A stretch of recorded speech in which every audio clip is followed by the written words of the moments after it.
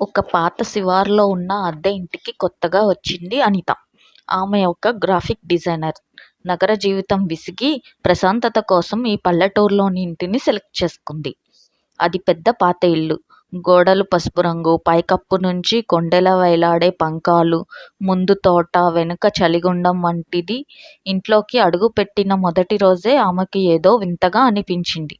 కానీ తన ఊహలని అనుకుంది. ఆ రోజు రాత్రి 12 దాటిన తర్వాత ఓ గదిలో దీపం తనంతట తానే వెలిగింది. అనిత వెళ్ళి చూసేసరికి గదిలో పాత జాజి పూల వాసన, గోడలపై పాత ఫోటోలు. ఓ ఫోటోలో ఓ యువతి ఉంది. ఆమె నీలి కళ్ళతో నెమ్మదిగా నవ్వుతున్నట్లుంది. ఆ యువతిని చూసినప్పుడు అనిత హృదయం కదిలిపోయినట్లు అనిపించింది.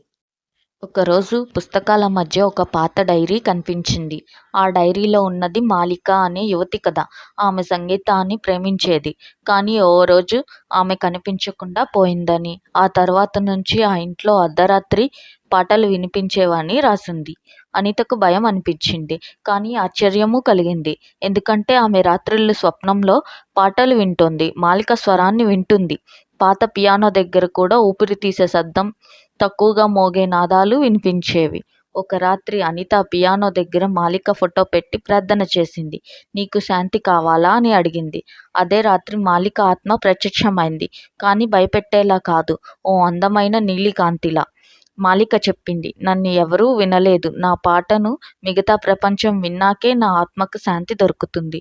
అనిత ఆ పాటలు రికార్డ్ చేసి సంగీత ప్రాజెక్ట్గా విడుదల చేసింది. కొన్ని వారాల తర్వాత ఆ ఇంట్లో ఏమీ లేదు. ఏ జ్ఞాపకాలు లేవు. భయం లేదు. ఆత్మ లేదు. కేవలం మాలిక స్వరం ఒక గాథలా మిగిలింది.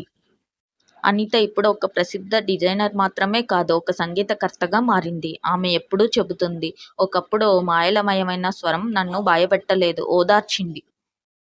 Thanks for watching. Please subscribe.